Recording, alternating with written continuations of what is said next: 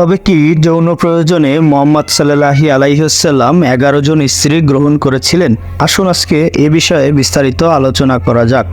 আসসালামু আলাইকুম রহমতুল্লাহি। সুপ্রিয় দর্শক, আপনাদের সবাইকে স্বাগত জানাচ্ছি জিহাদের গল্প ইউটিউব চ্যানেলে। তো চলুন আজকের বিষয়টি নিয়ে আমরা আলোচনা করি। রাসূল সাল্লাল্লাহু আলাইহি ওয়াসাল্লামের পবিত্র জীবনের প্রাসঙ্গিক একটি দিক সম্পর্কে চিন্তা ভাবনা এবং আলোচনার বিশেষ প্রয়োজন রয়েছে।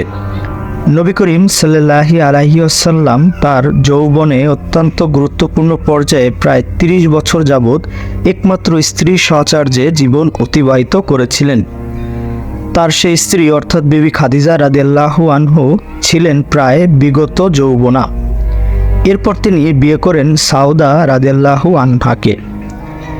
তিনিও ছিলেন বয়সী মহিলা। তবে কি এ ধারণা করা সঙ্গত কিংবা গ্রহণযোগ্য হবে যে বার্ধক্যের দ্বারপ্রান্তে উপনীত হয়ে যৌন প্রয়োজনে তাকে পরবর্তী সময়ে 9টি স্ত্রী গ্রহণ করতে হয়? তা কখনোই হতে পারে না। রাসূল সাল্লাল্লাহু আলাইহি ওয়াসাল্লামের পবিত্র জীবনের উভয় স্তর সম্পর্কে নিরপেক্ষতার সঙ্গে সমীক্ষা করে দেখলে কোনো বিবেকসম্পন্ন ব্যক্তিই উক্ত মতকে যুক্তিযুক্ত মনে করতে পারে না। বরং তাকে অবশ্যই এটা স্বীকার করতে হবে যে নবী করিম সাল্লাল্লাহু আলাইহি ওয়াসাল্লামের অধিক সংখ্যা স্ত্রী গ্রহণের পেছনে ছিল তার নবুয়তি কার্যক্রমের মহান উদ্দেশ্য, যা ছিল বিয়ের সাধারণ উদ্দেশ্য থেকে অনেক মহান। ব্যাখ্যাস্বরূপ এখানে উল্লেখ করা যায় যে হযরত আয়েশা এবং হাফসা রাদিয়াল্লাহু আনহা এর সঙ্গে বিয়ে বন্ধনে আবদ্ধ হওয়ার মাধ্যমে আবু বকর ও ওমর রাদিয়াল্লাহু আনহু এর সঙ্গে নবী করিম সাল্লাল্লাহু আলাইহি ওয়াসাল্লাম বৈবাহিক সম্পর্ক স্থাপন করেছিলেন। এভাবেই ওসমান রাদিয়াল্লাহু আনহাকে দুই কন্যা রোকেয়া এবং উম্মে কুলসুম এবং আলী রাদিয়াল্লাহু আনহু এর সঙ্গে কলিজার টুকরা ফাতেমা রাদিয়াল্লাহু আনহা এর বিয়ে দিয়ে যে বৈবাহিক সম্পর্ক গড়ে তুলেছিলেন, তার উদ্দেশ্য ছিল আল্লাহর দ্বীনের স্বার্থে এবং 4 জন সম্মানিত ব্যক্তির সঙ্গে একটি শক্তিশালী সম্পর্ক গড়ে তোলা। কারণ এই 4 জন ব্যক্তি ইসলামের চরম দুর্যোগপূর্ণ বিভিন্ন সময়ে কুরবানি ও আত্মত্যাগের অসামান্য দৃষ্টান্ত সৃষ্টি করেছিলেন। তৎকালীন আরবের প্রচলিত রীতি ছিল বৈবাহিক সম্পর্কের ওপর গুরুত্ব ও সম্মান প্রদান।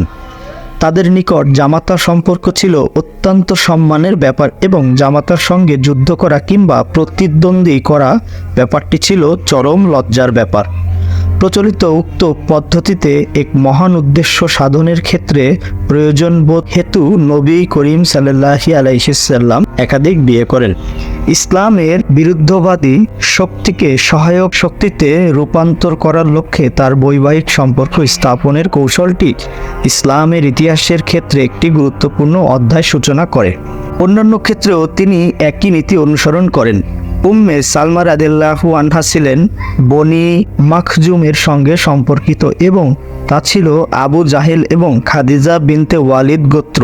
উহুদ যুদ্ধের খালিদ বিন ওয়ালিদ রাদিয়াল্লাহু আনহু এর অসামান্য ভূমিকা ছিল।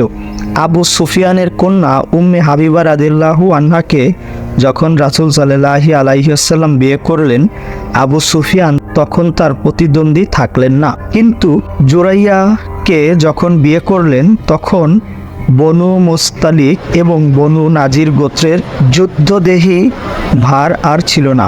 এই বিবাহ বন্ধনের পর উক্ত গোত্রদ্বয়ের সঙ্গে কোনো যুদ্ধ বিদ্রোহ কিংবা অসম্ভারের তথ্য ইতিহাসে পাওয়া যায় না। বরং এই বিয়ের পর জোরাইয়া রাদিয়াল্লাহু আনহা শিয়া সম্প্রদায়ের জন্য একটি অত্যন্ত মর্যাদাপূর্ণ এবং বরকতময় মহিলা হিসেবে অভিহিত হন। কারণ রাসূল সাল্লাল্লাহু আলাইহি ওয়াসাল্লাম যখন তার সঙ্গে বিবাহ বন্ধনে আবদ্ধ হলেন, তখন সাহাবায়ে কিরাম রাদিয়াল্লাহু আনহু তার পরিবারভুক্ত একজন বন্দীকে মুক্ত করে দিলেন এবং বললেন, এরা যেহেতু নবী করিম সাল্লাল্লাহু আলাইহি ওয়াসাল্লামের শ্বশুর বংশের লোক, সেহেতু এদের মুক্তি দেয়া হলো। এই মুক্তি এবং বাণী তাদের অন্তরকে দারুণভাবে প্রভাবিত করেছিল। ওই সকল ব্যাপারের চাইতে যে বিষয়টি ছিল সবচেয়ে গুরুত্বপূর্ণ তা হলো রাসূল সাল্লাল্লাহু আলাইহি ওয়াসাল্লাম এক অপরিমাণদর্শী গোষ্ঠী ও জাতির লোকজনের শিক্ষা দীক্ষা প্রবৃত্তি পবিত্র এবং সুসংহত করা এবং সভ্যতা ও সামাজিক শিক্ষা দেওয়ার জন্য নির্দেশিত ছিলেন, যারা ছিল শালীনতা, সামাজিকতা ও নৈতিকতার সঙ্গে সম্পূর্ণরূপে অপরিচিত।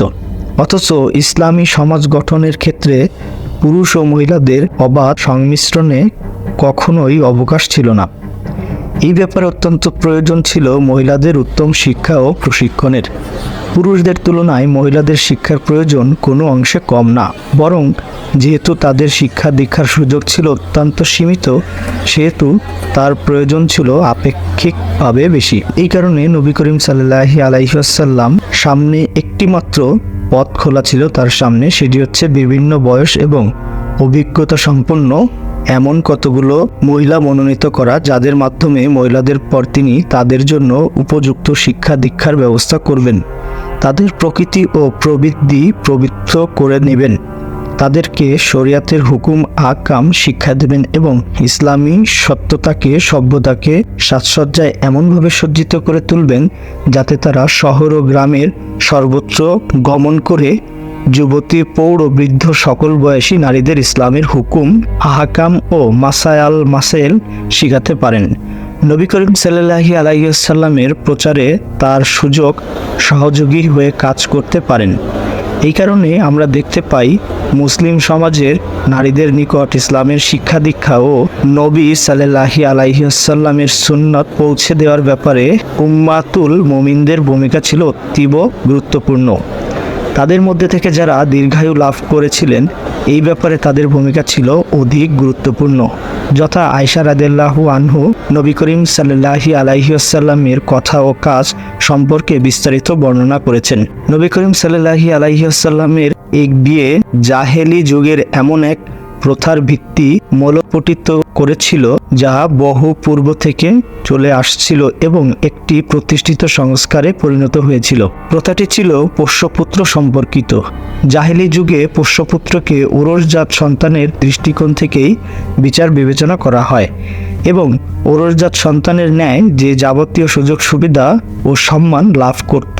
এই প্রথার শিকড় আরব সমাজ ব্যবস্থার অত্যন্ত গভীরে প্রথিত ছিল, যার মূলোৎপাটন করা ছিল অত্যন্ত দুর্বিষহ।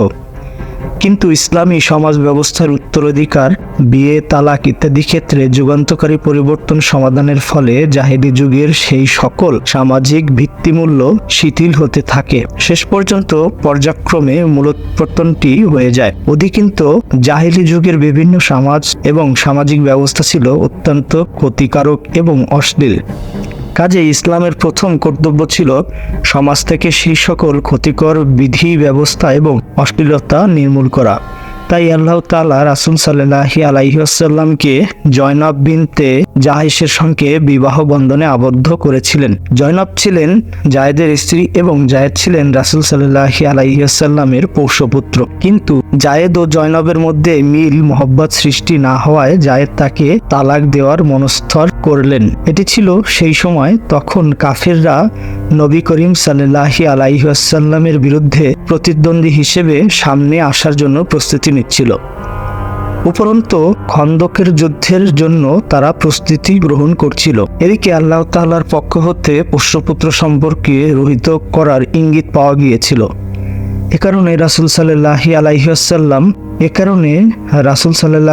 ওয়াসাল্লাম মনে এমন এক সংখ্যা সৃষ্টি হলো যে এমনই এক অবস্থার প্রেক্ষাপটে জায়েদ যদি তার স্ত্রীকে তালাক দিয়ে দেন এবং জায়েদের তালাকপ্রাপ্তা স্ত্রীর সঙ্গে যদি নবী সাল্লাল্লাহু আলাইহি ওয়াসাল্লামের বিবাহ হয়, তাহলে মুনাফিক, মুশরিক ও ইহুদিরা এই ব্যাপারটিকে কেন্দ্র করে খুব জোরে সোরে অপপ্রচার শুরু করবে, যা সরলপ্রাণ মুমিনদের মনে কিছুটা বিরূপ প্রতিক্রিয়া সৃষ্টি হতে পারে। এ কারণে রাসূল সাল্লাল্লাহু আলাইহি ওয়াসাল্লাম চাচ্ছিলেন জায়েদ যেন জয়নাবকে তালাক না দেয় এবং সেরকম কোনো পরিস্থিতি সৃষ্টি না হয়। কিন্তু আল্লাহ সুবহানাহু ওয়া তাআলা নবী করিম সাল্লাল্লাহু আলাইহি ওয়াসাল্লামের এই মনোভাব পছন্দ করলেন না। তিনি পবিত্র কোরআনে ইরশাদ করলেন, যার উপর আল্লাহ দান করেছেন এবং আপনি অনুগ্রহ করেছেন যখন আপনি তাকে বলেছিলেন তুমি তোমার স্ত্রী বিবাহ বন্ধনে রেখে দাও আর আল্লাহকে ভয় করতে থাকো। আপনি আপনার অন্তরে লুকিয়ে রেখেছিলেন এমন বিষয় যা আল্লাহ রাব্বুল আলামিন প্রকাশ করতে চান। আপনি তো লোকভয় করেছিলেন, অথচ আল্লাহ সবচেয়ে বেশি অধিকার রাখেন যে আপনি তাকে ভয় করবেন। জায়েদ শেষ পর্যন্ত জনাবকে তালাক দিয়ে ফেললেন।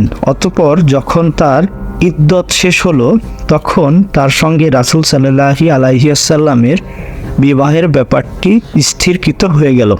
এটি এড়ানোর কোনো পথই রাখা হলো না। আল্লাহ তাআলা রাসূল সাল্লাল্লাহু আলাইহি ওয়াসাল্লামের জন্য এই বিয়ে আবশ্যকীয় করে দিলেন এবং পবিত্র কোরআনে উল্লেখ করলেন, যখন জায়েদ তার বৈবাহিক সম্পর্ক ছিন্ন করে নিলেন তখন আমি আপনার সাথে তার বিবাহ করিয়ে দিলাম, যেন মুমিনদের জন্য তাদের পোষ্যপুত্রের স্ত্রীদের সম্পর্কে কোনো প্রতিবন্ধকতা না থাকে।